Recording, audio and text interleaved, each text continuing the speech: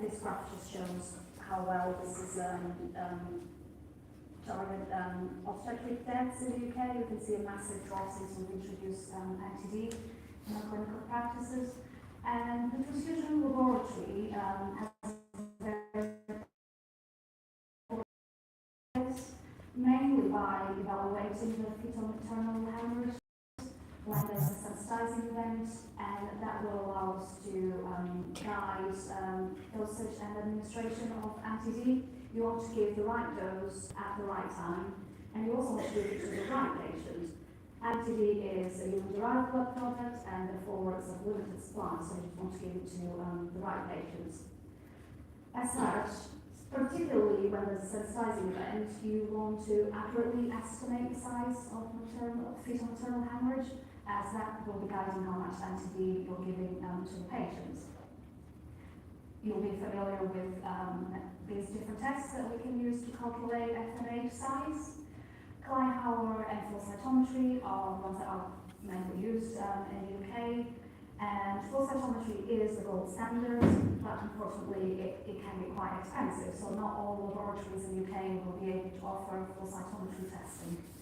Kleihauer is one of the most widely available tests in the UK, and that's mainly because it's a low-cost test, and you don't really need a lot of expertise to read Kleihauer, and so yeah, it's widely still used in the UK. However, it's a very manual test, as we're familiar with. This represents what a Kleihauer film looks like. I'm not going into the details of how you actually do the film, but you will end up with a film that looks like this. So you've got your fetal red cells that look pink, and you've got your adult red cells. And for the adult red cells, you'll see mainly the membrane, hardly anything else. So looking on the microscope, it's quite tricky to actually identify each adult red cells sometimes. And looking at this Kleihauer film, you then, using a yellow square piece on your microscope, you're going to count a specific number of cells for each laboratory, so we're allowed to count over 1,200 cells. And we count adult cells, fetal cells, and we plug it onto this formula, so we're using Mollison's formula, and that will give you a fetal maternal hemorrhage size in mils. With that figure, you'll then calculate how much NTD you're going to give to the patient. So, I mentioned that Kleihauer, it's a very accessible test, but it is a very manual, time-consuming test. And it's associated with a very high percentage of CVs. Found some figures in the literature, they're going up to 30 to 80%. So there's a lot of variability that we're introducing with each of the manual steps. So for example, during film preparation, the angle that you use to prepare the film, so different people making a manual film will probably angle the spreaders slightly different, or the pressure you actually apply on the spreader is going to make the film a bit thinner or thicker, so depending on who's doing it, the film might be slightly different. Then you've got film staining, so there's different commercial kits available. Some places might prefer to use in-house stains. Some kits have a white cell nuclear counter stain, others won't, which makes it a bit more difficult to distinguish a white cell from a fetal cell. And so these are some of the aspects that introduce variability when making Kleihauer. And then you've got the film reading, so selecting your monolayer. Different people on the microscope and might look at different parts of the film. How can we be sure that the different people will look at the same part of the film? The ability to identify each individual cell. So this image, you can perfectly tell the different cells, how many, it would be easy to count on this image, but we all know when we look down the microscope, it's not that easy. And then you've got your ability to count individual cells. So using the Miller square, you're meant to count cells on an area where cells are touching, but not overlapping. You're meant to count cells that are overlapping with the square on your left-hand side and top, but not the right-hand side and bottom. So sometimes it's difficult to tell, do I count the cell, do I not count the cell, does it come to my calculation or not? And as I said, counter staining is also important. Some kids don't have counter staining, so these two images just represent fetal cell, and the one on the right-hand side is a white cell. So it's quite difficult sometimes to distinguish them, and you can see how people might end up counting that cell as a fetal cell, so your calculation might be slightly skewed. And finally, you've got your normal biological or pathological variability. You've got certain diseases like hemoglobinopathies or hereditary persistence of fetal hemoglobin, where some cells might have higher content of hemoglobin F, but they're not actual fetal cells, so when saying that they're slightly different shades of pink, so you can see how down the microscope you might end up counting cells that are actually not fetal cells. So there's a lot of variation that with each tab we're introducing. So the goal of this study, so it was a feasibility study, is can we look at the different steps and can we reduce variability, and can we try to automate it? Can we, at least with the leading part, can we automate it? So with this in mind, we've contacted Cellvision, simply because they've got on the market a product for blood films for morphology. So we thought maybe they've got something already being worked on for client hours, but it was surprising to see that they didn't. So we proposed to collaborate with them and try to develop something that could be used for client hours. So they've provide us with a Cellvision DC1. It's just a little benchtop analyzer. You place a slide, it takes images, and it gives you the breakdown to the different white cells, red cells, if you're not familiar with. And we were hoping to develop something that could automatically identify the modulator and also automatically detect individual red cells and classify those red cells. Is it an adult, is it fetal? And also allow the user to then look at what the prototype, the software is giving you and reclassify anything that wasn't classified properly. And ideally, we wanted to calculate the percentage of fetal cells and FNH size in mils for us, so reducing that manual calculation as well. So, first question was, can we even do this? Can this analyzer, this high-resolution camera actually pick up the cells? Looking on the microscope, you see the membrane, you cannot hardly see the adult cells, so can the camera actually capture the images? So that was the first question, and to my relief, because my MSc project depended on that, the answer was yes, you can actually take photos. So you can take photos and we can look at each individual cell. So first step was I spent many of my evenings outside work looking at these images, and for each image, each individual cell, so thousands of them, were we can see like a little square on one of the adult cells. I had to do that for every single cell. And then once that was done, we gave these images to convolutional neural network. And after several rounds of training and several images, it started identifying each individual cell itself. And so that was the first step. We then also introduced classification. So is this a red cell? Is this an adult cell? Is this a fetal cell? And again, many images that were manually classified to tell this neural network what was a fetal cell and what was an adult cell. So we went on after several rounds of training, many different client hours. We tried to do many different FNH links, so spike adult cells with fetal cells at different concentrations.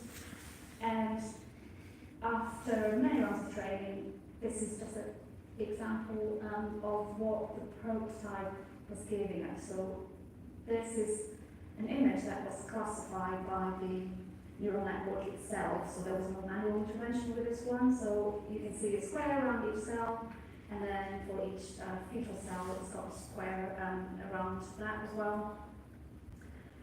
So several rounds of training, and alongside that, we've also decided to look at, does the filmmaking technique impacts on what the FMH size is? Does it have any impact or not? So we've done different films, different techniques, manual, semi-automated, and automated. We had a Season XS50 in our lab, so we just used that one to make Kleihauer films. And for the different techniques, we scanned a vertical strip, so we could see the thin monolayer and thick part of the film. And we just noticed some differences at the tail end of the film, but this was just some casual observations. We didn't do enough films to draw any conclusions, so further work is still needed to determine if it really impacts on the FMH breed. This is just a different representation of the data. We did notice that the film technique might impact on staining actually looks like, but it was an MSc study, so we didn't have enough time to look into this with a lot of detail, but I thought it was just worth mentioning it here today. And finally, we've also, using that vertical strip that we took off each slide, in a similar fashion, we've manually classified thin area, thick area, and monolayer where cells are touching but not overlapping, so ideal area to look at the Kleihauer film and count the FNH. So again, we've fed those images to the neural network, and after several rounds of training, we've compared what does it look like. So if you're calculating FNH bleed manually, selecting the monolayer manually, how does it compare with FNH bleed on the same slide if you use the prototype and allow it to decide where the monolayer is? So these are just some preliminary findings. So the correlation seems to be really good, but again, it was an MSc project, so we didn't have enough time to run a lot of samples for this, but preliminary findings shows it looks quite promising. So after all this training, rounds of training, giving it more information, it was time to test it. So, okay, we've done something, but how well is it actually performing? So before I actually show you that data, I just want to show you a quick video of what the software potentially can look like. So this is just a representation of the slide, and this is just a high resolution image of that Kleihauer. The prototype can identify each individual cell, so a little square means it's a cell. You can just highlight the negatives if you want. The negatives I mean adults, and the positives I mean fetal cells. So here we've just got the fetal cells. And then you've also got image gallery. So these were spike samples, so some of the red cells look a bit wonky because we've used fetal cells that were marked to be discarded, so they might have been a bit old at the time of, when we made the Kleihauer. But I just want to demonstrate that you've got a gallery, each individual cell is shown here, and you can select the ones that you think maybe haven't been classified properly, and then you can just reclassify as appropriate, and it gives you bleeds in mils, which you can then use to calculate how much anti-D you're going to give to patients.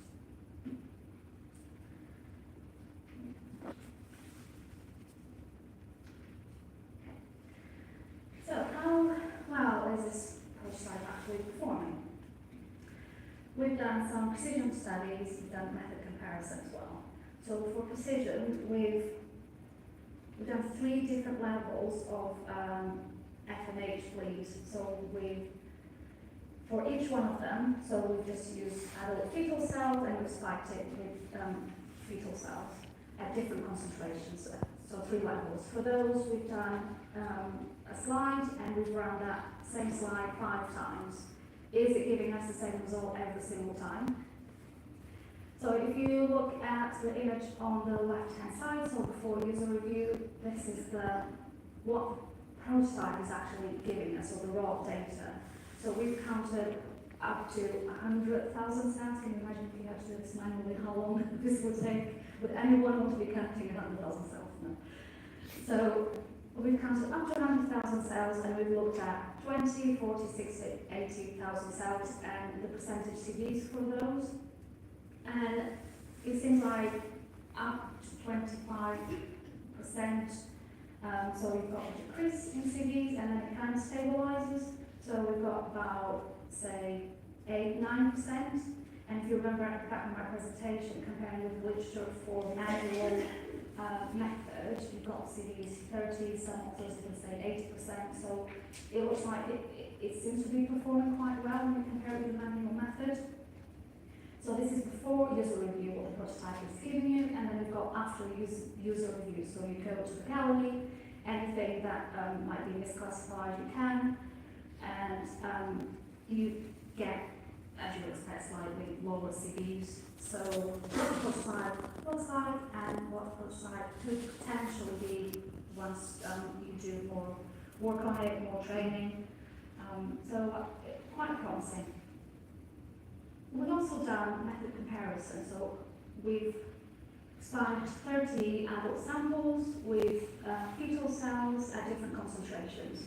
So we tried to mimic FMH bleeds ranging from 0 to 150 mils of bleed, which is extreme, but we just wanted to do a wide range, and we found a case in the literature that had 150 mils, so that's why we went for that range. All the 30 samples were then, the FMH was estimated by the prototype, manual method, and flow cytometry as well. So we sent all those for flow cytometry for the gold standard. And again, I just want to point out that you've got your pre-classified, so what the prototype is giving you, and then your reclassified. So look at it as potential of this prototype. So you've got really good SDs, and if you look at the graph, so that's a reclassified versus flow cytometry. So your grey line is the line of true fit. So if both methods are in agreement, the red and grey line would overlap. So they're not overlapping, as you would expect, but it's really close, and which is really promising. And we've also then further looked at the lower end of those FMH bleeds, of those 30 samples, anything up to 12 mils, simply because 12 mils is covered by one pack of 1,500 international units of entity. So majority of your FMH bleeds in clinical practice will probably be at this lower end. So we just want to see what does it look like, how does it compare with flow cytometry. So again, a very similar trend where your red line is very close to your grey line, so the line of true fit. So it's really good agreement between what the prototype could be and flow cytometry, which was really exciting. And finally, we also wanted to compare how does it perform before comparing with the current method we're using, manual method. So the top graphs show all 30 samples, so we classify versus flow, manual versus flow, and the lower graphs show the reclassification of right graph. The red line is further away from the grey line, true fit, so it seems like there's an agreement, prototype versus flow than manual versus flow, and that trend is even more pronounced if you look at the lower graphs. So the red line is further away from the line of true fit when you use the manual method. So very exciting results for an MSc project, from can we even do this to actually we've done something, we've evaluated it, and it was really promising. But this is not ready, this is just a prototype that was done as part of my MSc degree, and it was done in a year. So although it looks promising, a lot more work still needs to be done. We've spiked adult normal samples with fetal cells. You probably won't look at abnormal adult samples spiked with fetal cells. So you want to introduce even more variability to make it a better prototype that is actually ready for clinical practice. So unfortunately, some people are not out there yet. So it's back with cell vision, and they're doing further work on it. So in summary, Kleinhauer is still widely used. It's easy to do, cheap, but it's associated with a very high percentage CVs. We believe that if you try to standardize and automate most of the steps, if you can, you'll increase its accuracy and reliability. But I think we've demonstrated that with AI training this prototype, and the prototype that we've developed could potentially represent a viable alternative to replace manual microscopy for Kleinhauer. Finally, I just want to thank Television for giving us the opportunity to collaborate, and Blood Sciences Lab, where this project was conducted, and to our colleagues at NHSCT Bristol who've done the flow cytometry testing for us.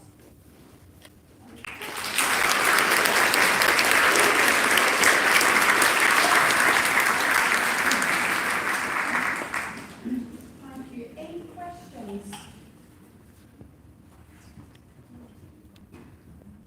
I'm wondering what criteria your AI uses to identify these.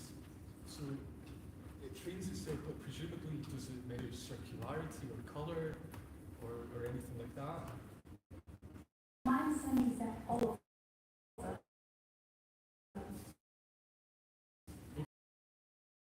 Television has done, so all the labs work per se, and then Television owns the neural network, so more than happy to put Television if you want to know a bit more of how, yeah, it's just so clever. You give it so many images, and then it just knows after.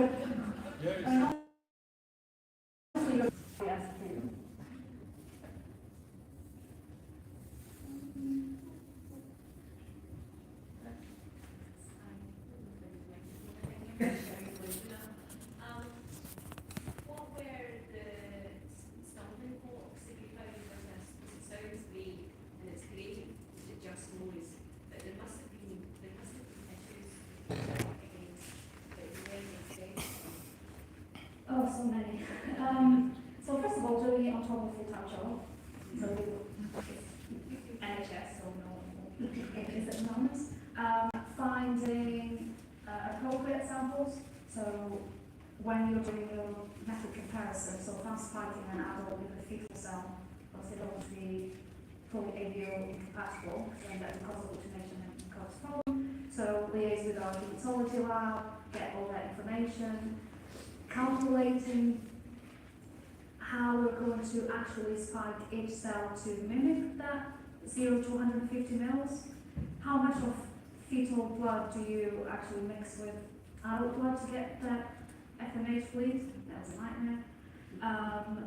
The sheer size of the images, so it's a very high resolution images, massive images, and then to share them across cell vision to train this prototype, that was a nightmare. Finding, I guess, appropriate samples. So we just wanted to have something, so starting point would be just normal samples, so you have to go check which samples are normal, don't have any hemoglobinopathies or any other, I don't know, maybe issues on hydroxycarbamide, etc. So lots of hurdles. First one being, can we even take a Kleinhauer photo? Can you even pick up an adult cell? That was the main one. Really exciting. So it's back with television now, so hopefully they'll be paid. take it forward, not just the reading, but other aspects of the workflow. But I was thinking that's my good solution. Thank you.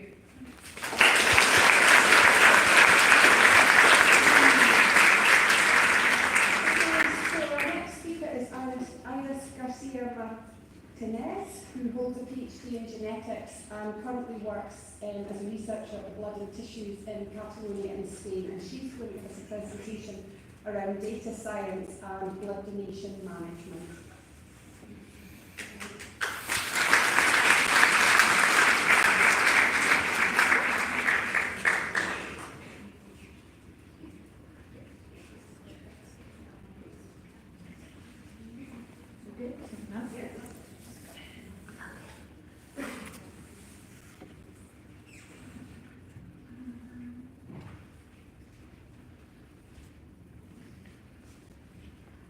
So, good morning everyone, and thank you for being here.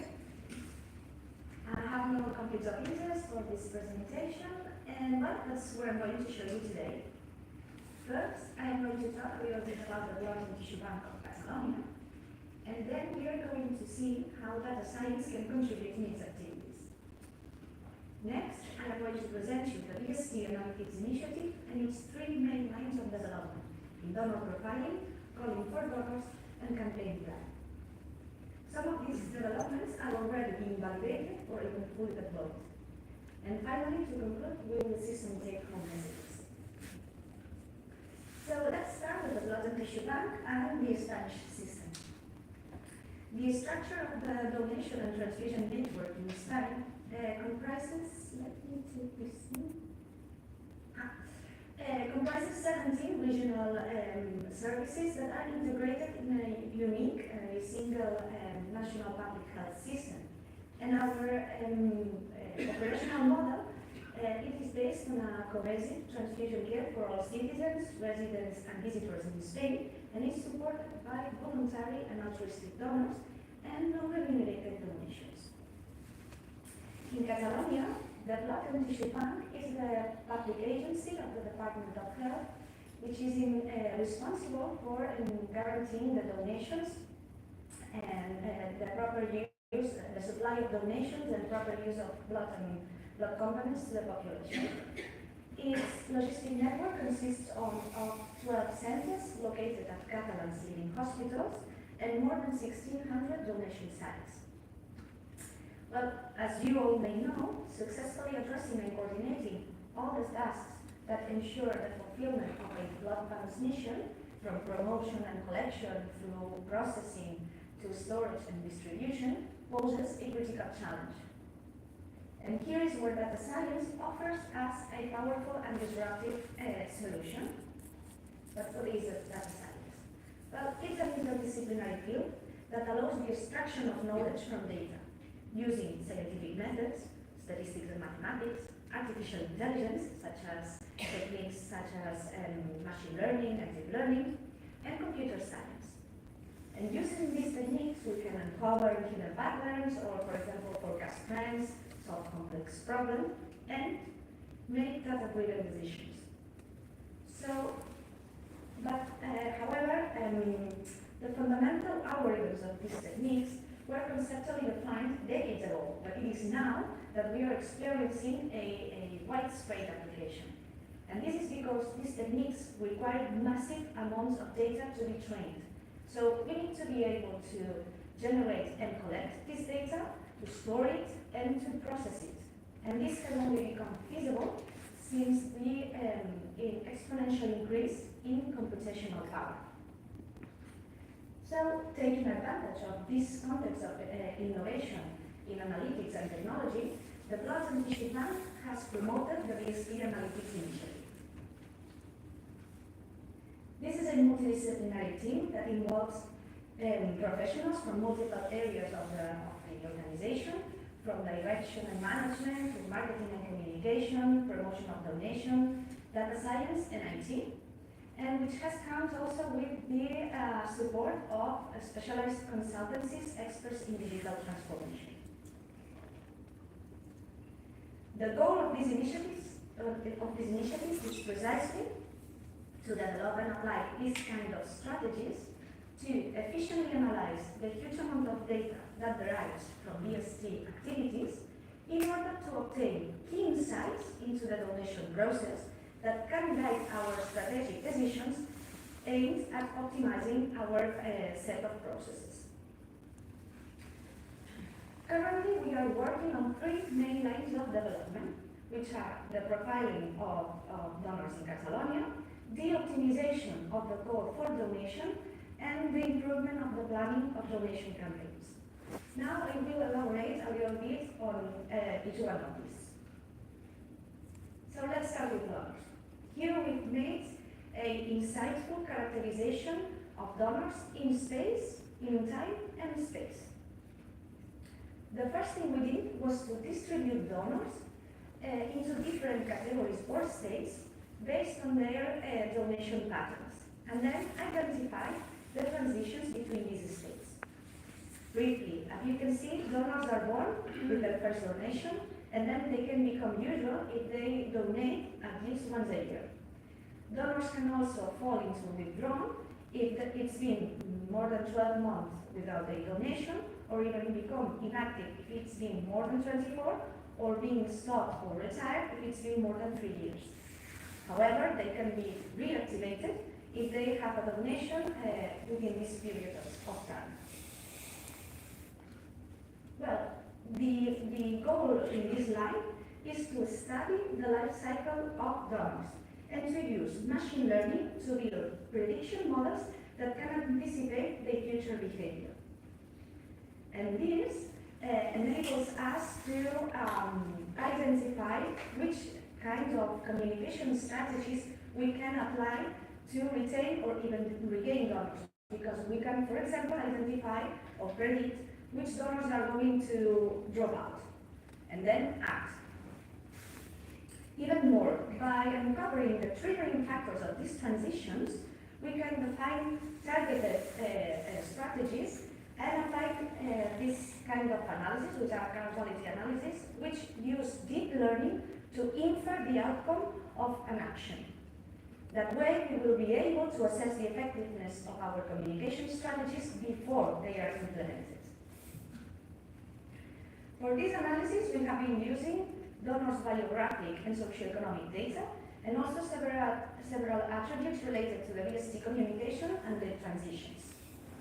For now, using machine learning, we have built 10 prediction models of high performance, and also we have identified the most contributing factors to this probability of transition between states, which, as expected, is related to this dimension of the historic transitioning pattern of the donors. The most immediate steps now are to validate these findings and also design this communication, this specific and personalized communication strategies, and perform the causality analysis. More details regarding this development will be presented this September at the European Conference on Donor Health and Management held by Geneva and Sancti. In addition to the study of the life cycle of the donor, we have also used geographic information systems to map more than 70 donor attributes and also indicators of the BST activity, such as the donations per region, the location of mobile campaigns, and also the distribution of either active or potential donors. And with this information, we have, for example, identified potential values for new permanent donation centers. In this case, we overlapped several maps with this information and identified that the area of influence of the currently active permanent donation centers was defined by isochrones covered by 30-minute trips. Then we identified other high-performance areas that were not covered by these centers and overlapped these isochrones of 30-minute trips and identified the most suitable venues for a new permanent center. Currently, we are designing a new validation protocol to explore the possibility of implementing one of these suggested locations. Well, let's now move on to the optimization of the call for donation, or for donors to donate. In this case, the goal is to ensure that we achieve the target number of donations for the campaign, while we also guarantee the sustainability of the donor cohort. And for this, we have pursued two synergic goals: the prediction of the donor attendance, the donor response to a call, but also the strategic prioritization for the campaign. In this case, we have also used donor biographic and donation data, as well as the attributes related to the BSC communication, and have built a prediction model that assesses donors' probability to respond to a call, and it's able to discriminate those donors that probably are going to attend the campaign from those who may not.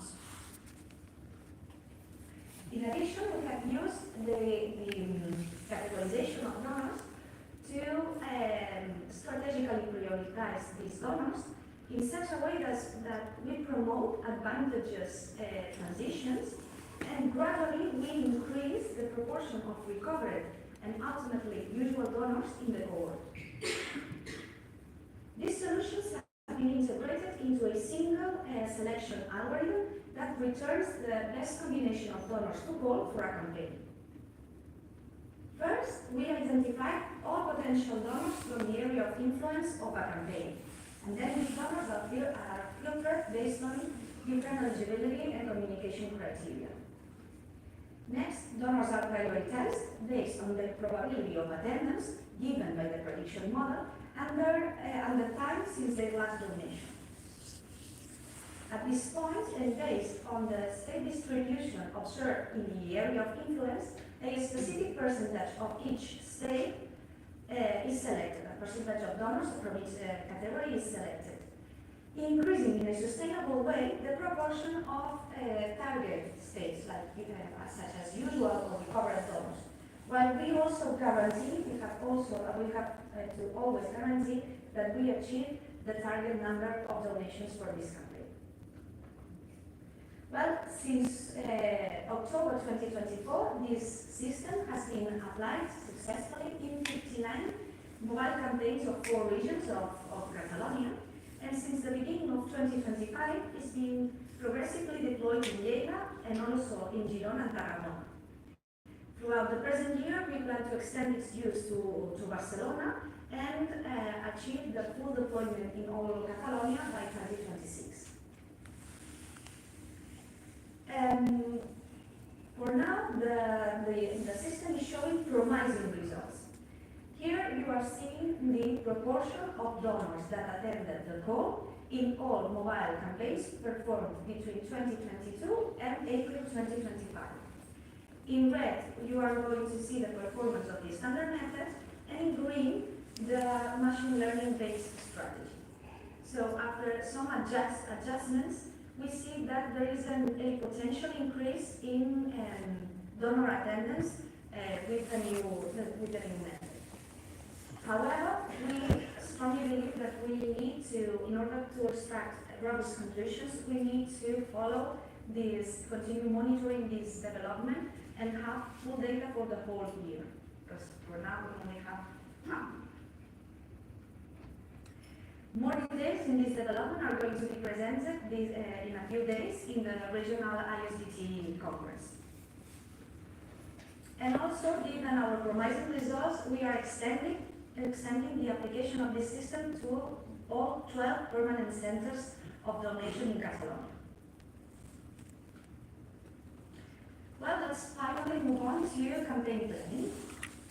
In this case, the aim is to optimize the BST resources in order to ensure that the necessary campaigns that guarantee the required donations are carried out.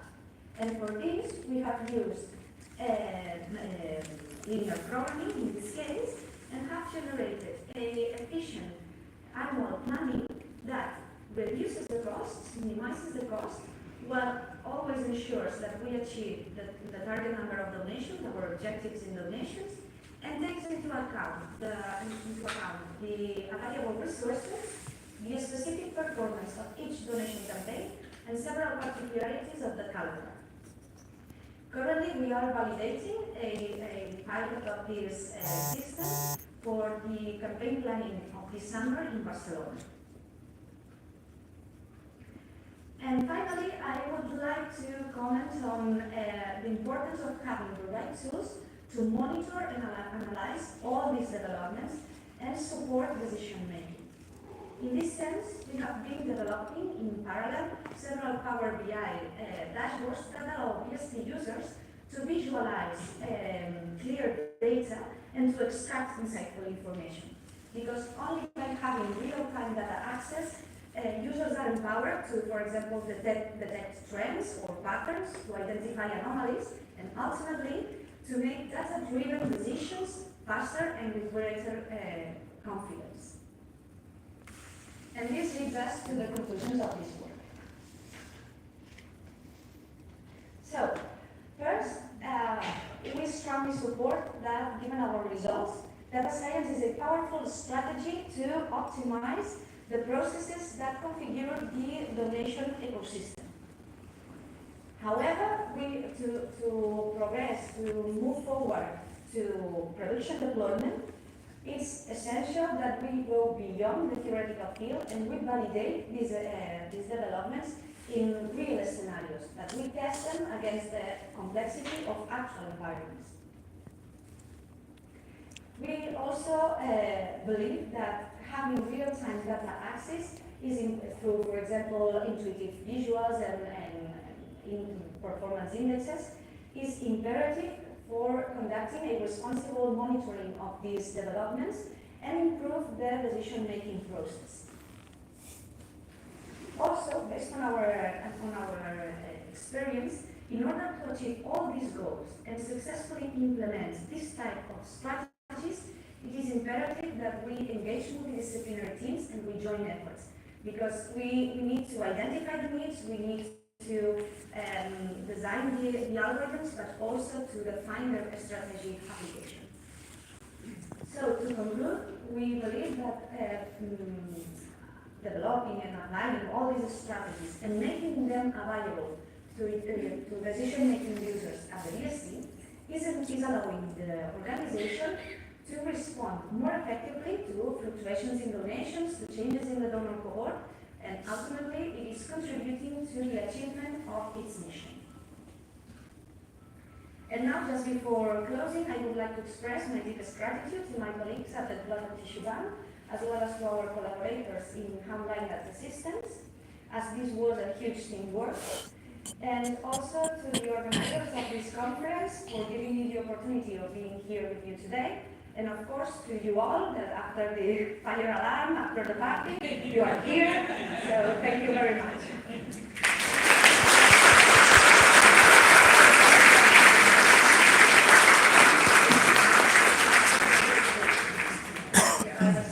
Great. Any questions for Iris?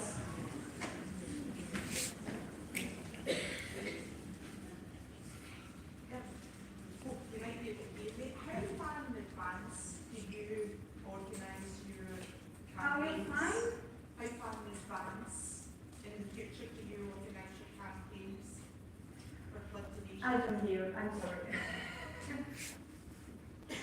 How far in advance do you organise your campaigns?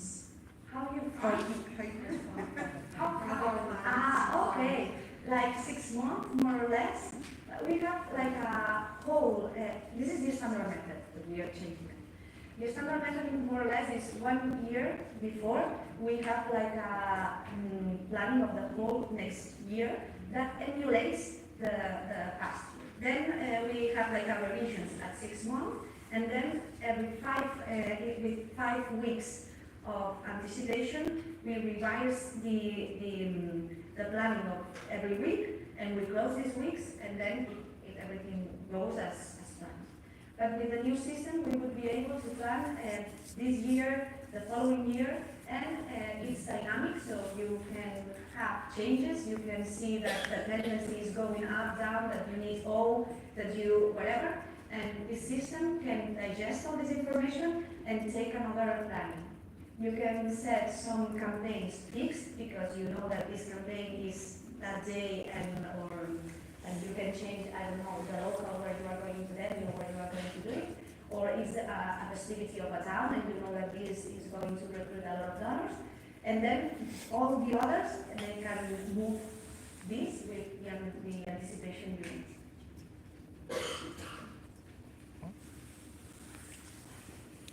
More questions?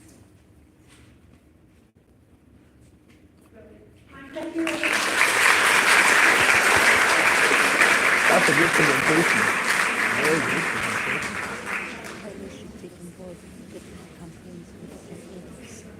Yeah, but I think she said as long as the campaign plan and needs is that will help to. For this morning, we've got Rachel, Jennifer, Jordan, and Grant from SMUTS who are going to speak to us about our journey of implementation Maybe they of use a different plasma system in Spain. for medicines in Scotland Yeah. and our progress so far. Yeah. Well, it's a lot for SME.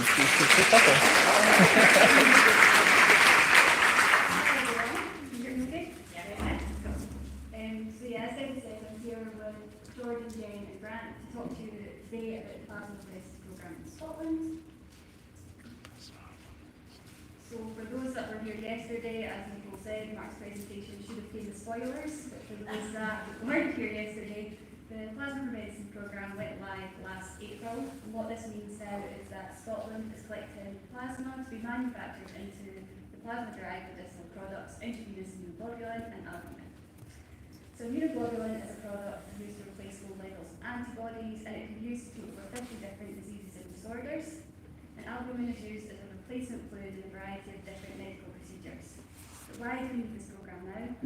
Well, the global demand for immunoglobulin is on the rise, and there's a risk of a continued shortage in supply from commercial companies. So by making immunoglobulin from plasma collected in Scotland, we're securing a proportion of these life-saving medicines for Scottish patients. So really we're making sure that the patients that really rely on these products can get access to them. So today we thought we would take you through a super high level end-to-end process of our programme, and this starts with plasma donation. So in Scotland, we can collect plasma in two different ways. So the first way is through whole blood donation, and donors can donate whole blood all across the country at community sessions, but also at our 5 donor centres. And once the whole blood is donated, it then goes to a lab and is processed into different blood components, and one of these is plasma, and we use some of this plasma for the Plasma Medicines programme. The other way to donate plasma is through a process called plasmapheresis, and this is where a donor is hooked up to a machine that processes their whole blood in real time, separating out the plasma from the other components of the blood. We collect the plasma in a collection bag, and the rest of the components are returned to the donor. So this is really us just taking the component we need, and the donor will get everything back. But to have plasma collections, we need plasma donors. So I'm going to pass it to Jen to talk about our plasma donor recruitment. Thank you, Rachel. So plasma donor recruitment, we're in the process of trying to develop a national marketing strategy for donor recruitment, and that's still very much in a test and learn stage. We're grateful to our colleagues from NHSBT who are further in advance with their plasma programme. They've been really great. A key thing that will inform the strategy is the cost per acquisition to recruit a donor. So the way that a recruitment strategy for plasma donors can work, there's only 3 things that can happen. The first thing that can happen is we can try and convert the 97% of the population in Scotland who give nothing, they don't give blood, straight to plasma. So that's targeting the whole universe. The second way that we can do it is a complete switching model, so switching our active donor base over to plasma. And the third way that we can do it is a hybrid, a mixture of the two. So it's test and learn. We've got to look at conversion rates.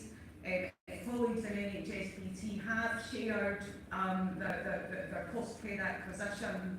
It's much cheaper. Well, it's still an expensive business, but it's much cheaper to recruit a blood donor. However, as we all know, our donor base for blood hasn't fully recovered since COVID. That's in amber, so there's risk associated. Another issue that we've got is public donation public awareness of plasma donation is low. 37%, this is what this model shows us. Only 37% of people in Scotland say they've heard of plasma and they know what it is. So we've got a strategic challenge of raising awareness across the board. And we have to start a national conversation about this. We do have simultaneously for the cold conversion, the 97%, we do have an advertising campaign. We've got radio advertising that has been aired. And we're working with the Scottish Government. It's not an easy thing to get a logo in NHS Scotland, so thanks to our colleagues at NSS Communications, we're kind of hopeful that we might get a branding suite like this. We need to talk to the Scottish Government first, and then we'll be doing internal engagement about the organisation. So I'm going to play you Magic, which is our radio ad. I hope some of you may have heard this. I hope that, for the awareness, and I hope that this works.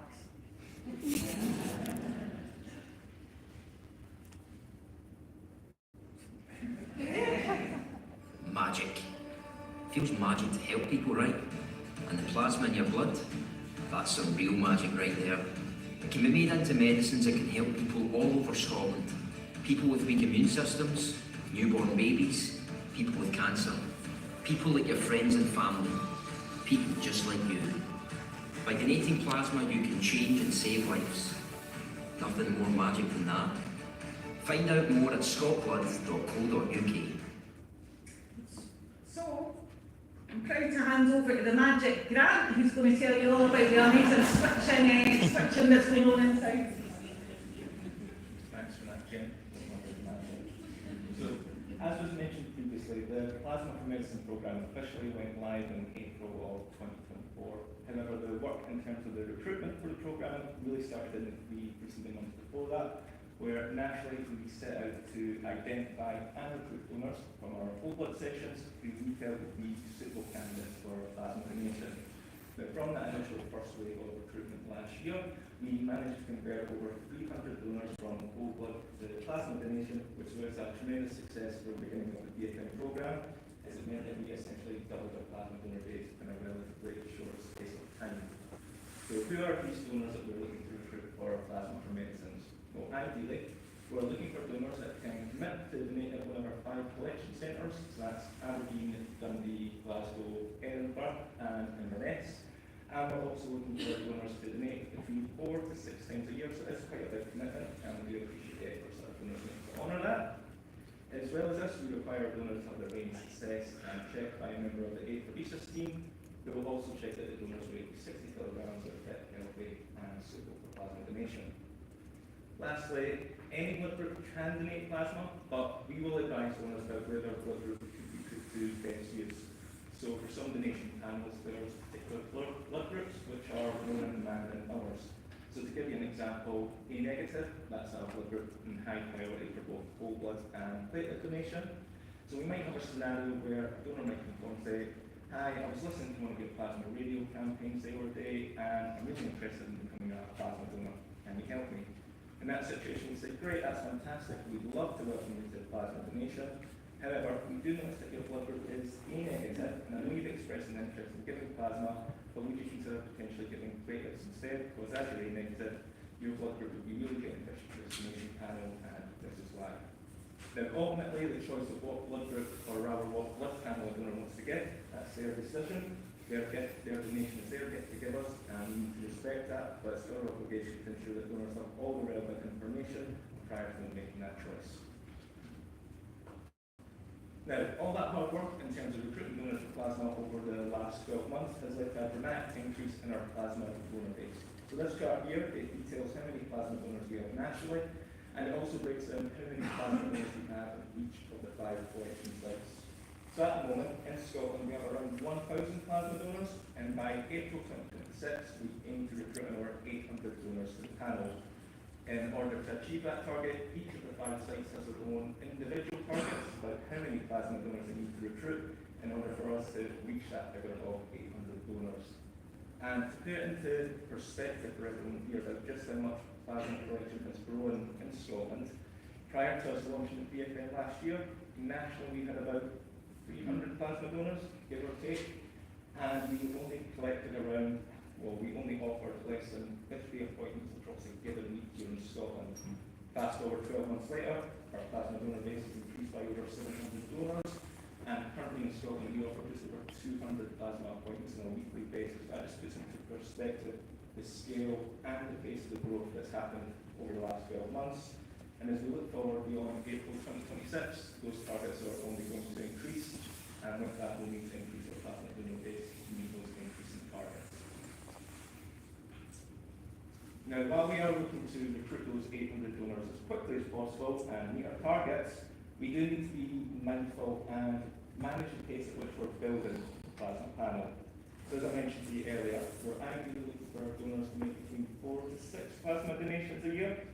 The reason for that is we need to strike the right balance between how many new donors we're welcoming onto the plasma panel, and we need to supplement those new donors with a consistent, steady supply of our regular plasma donors who donate on a frequent basis.